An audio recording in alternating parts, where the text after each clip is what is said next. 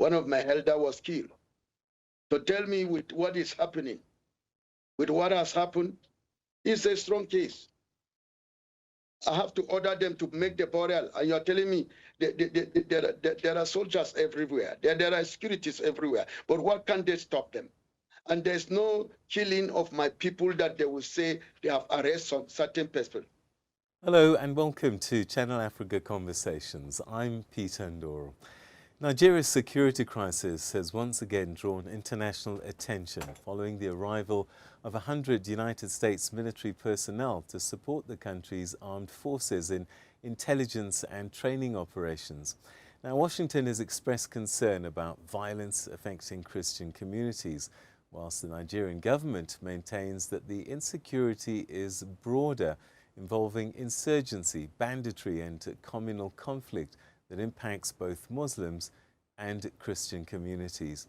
But beyond the diplomatic exchanges and political narratives and communities living with the daily reality of fear, displacement and loss, today in part one of a two-part conversation, we focus on Plateau State in Nigeria's Middle Belt, one of the regions most affected by recurring violence. And our guest is Reverend Ezekiel Bwede Dachomo, who's a pastor and human rights advocate who's been speaking out about what he describes as targeted attacks on Christian communities.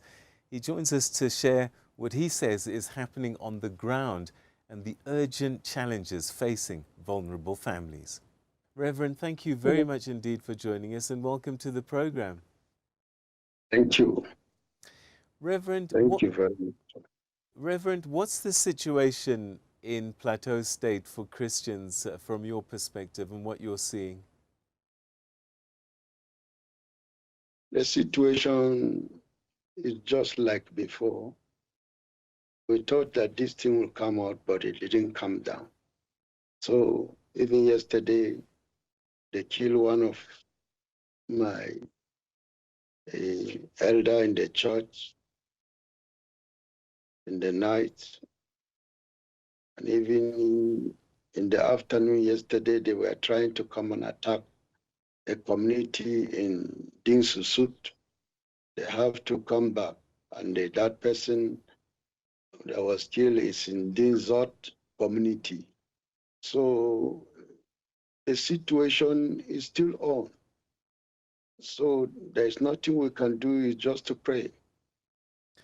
Reverend, do you think that people are being attacked because they're Christian, or is it just attacks that are happening and Christians happen to be involved?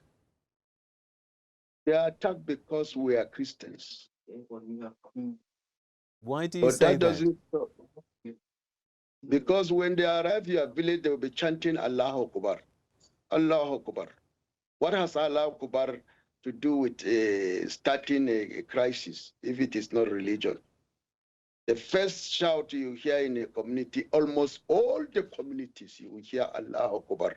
Allahu Akbar. The next thing you see sporadic shooting, gunshots all over in the village. Chanting Allahu Akbar. Then what did you expect that? That's undiluted truth.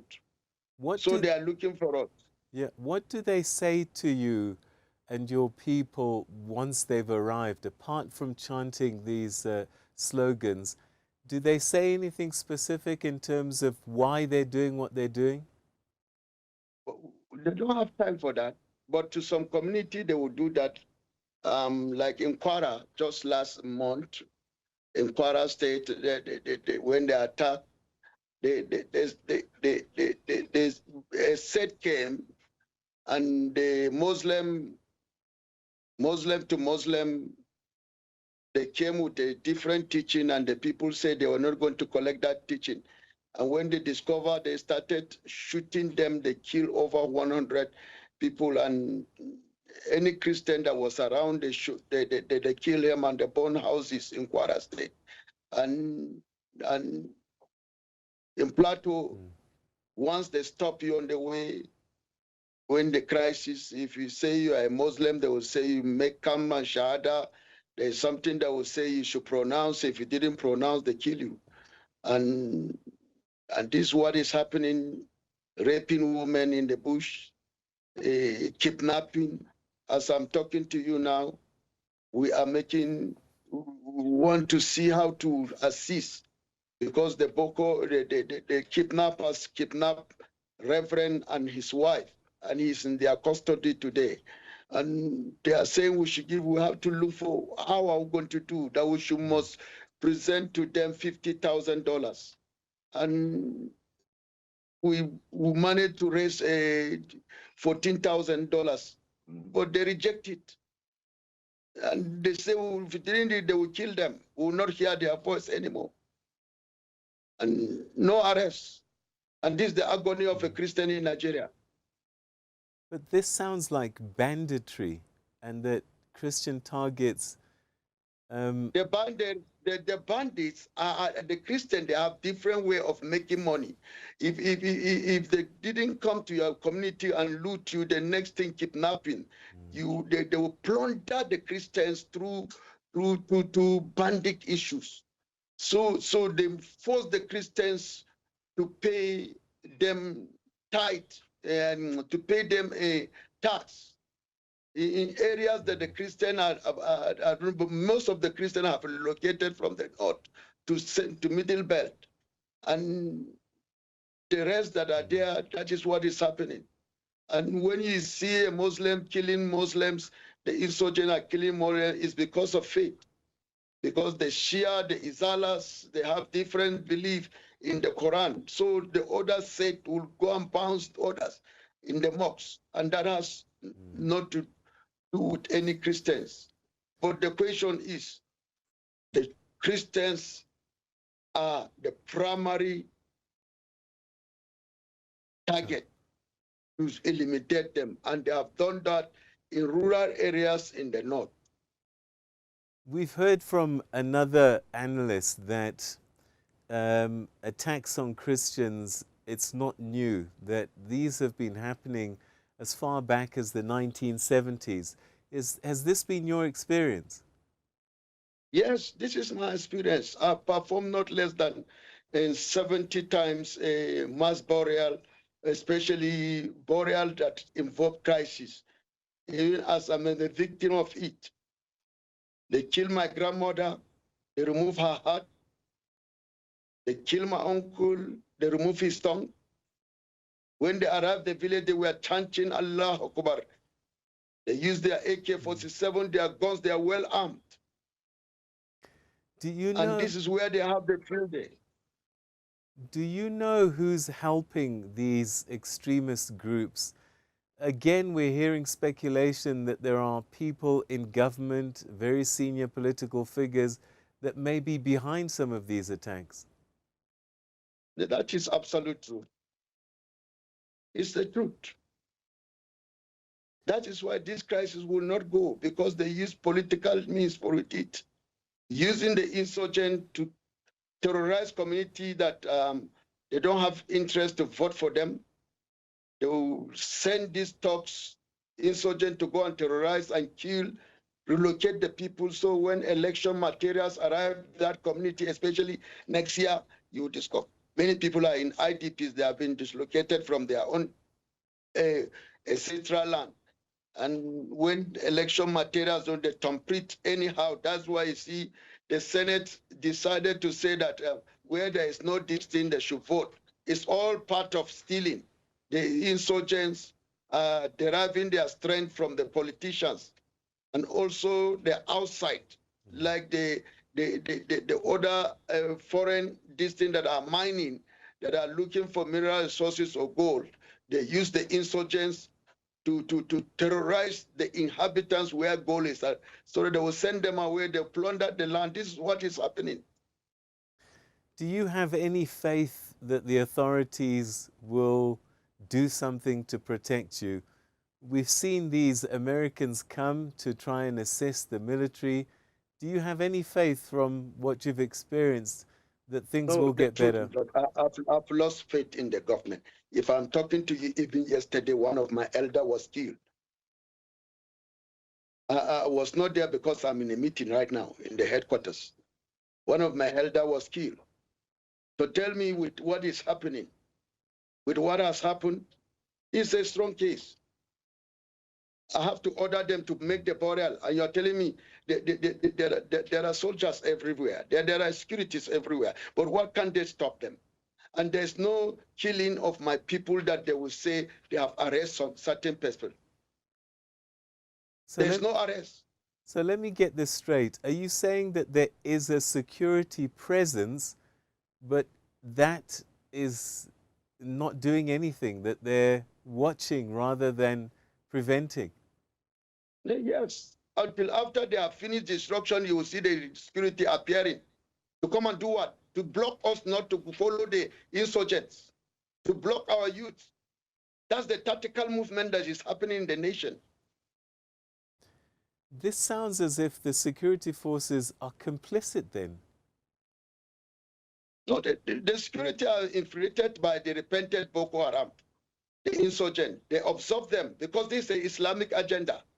Because they are Muslim, had it been they are Christians, do you think they will absorb them into the Nigerian army, into the Security Council? They will not do it. They will not.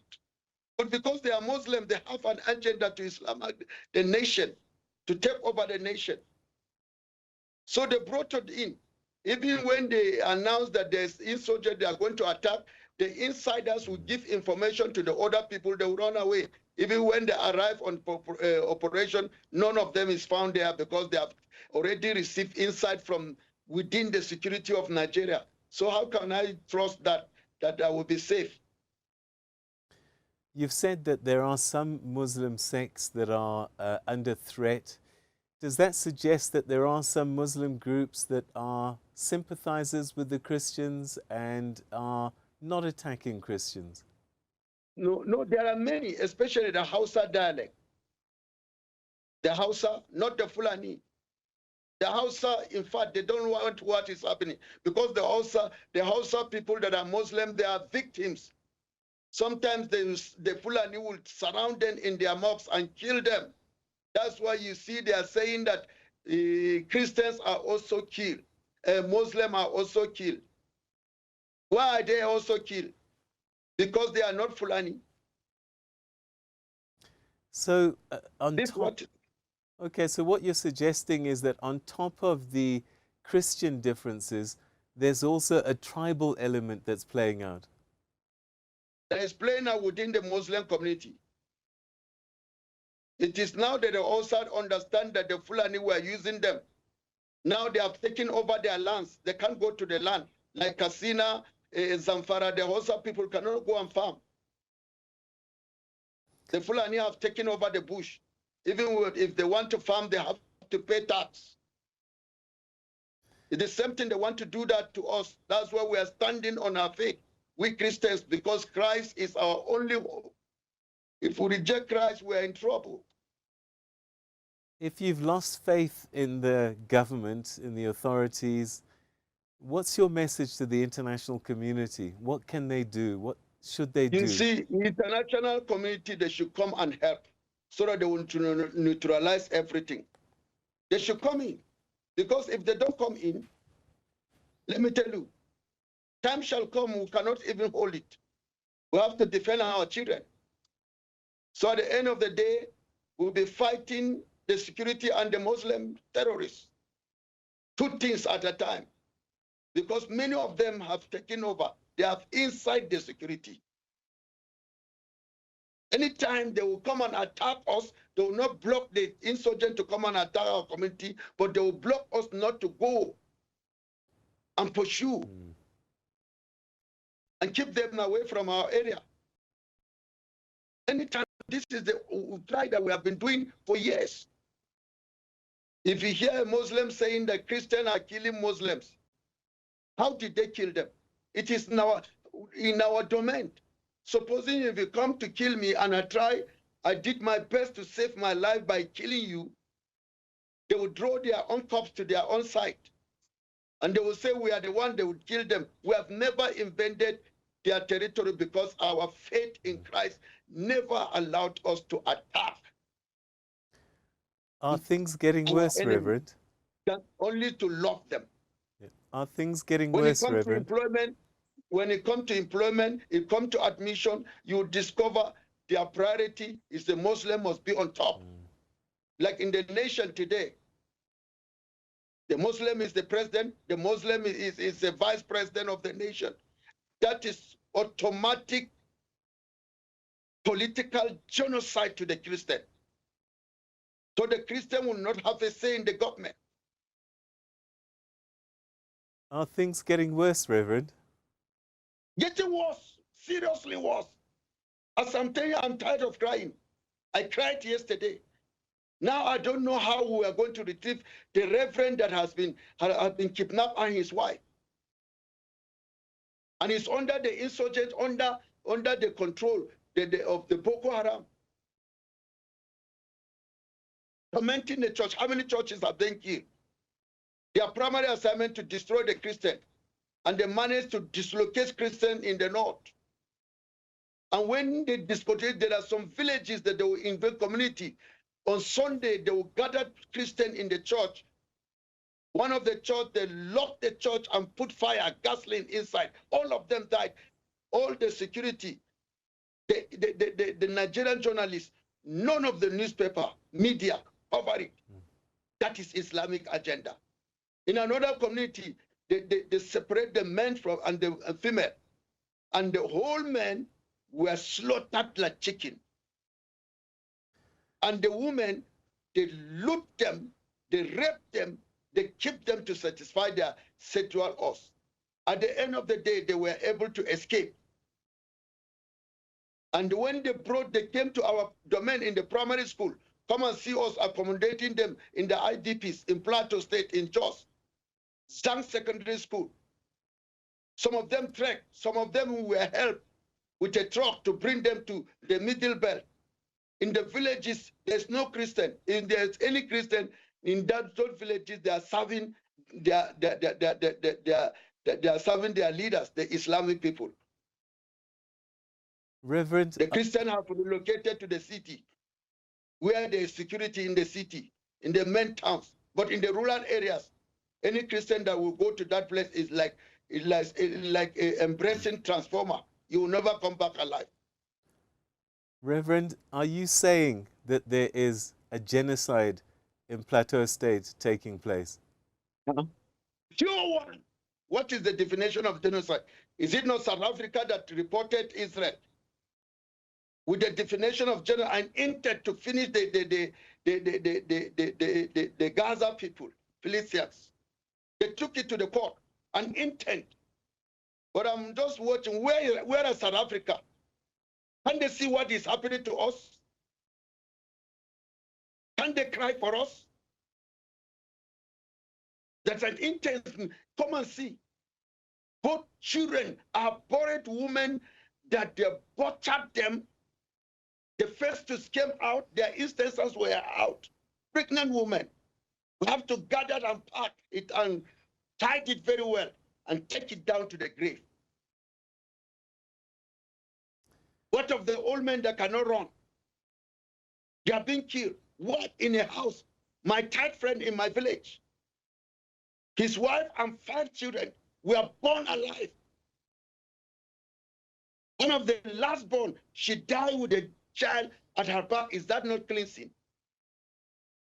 What is the definition of genocide? In an intent to wipe out a set of beliefs, people, tribe, to wipe them out. This is what is happening. Because we refuse to, like our forefathers, we refuse to give our life to Islam, and we will never. We have even welcomed death than to deny Christ. Christ is part of us.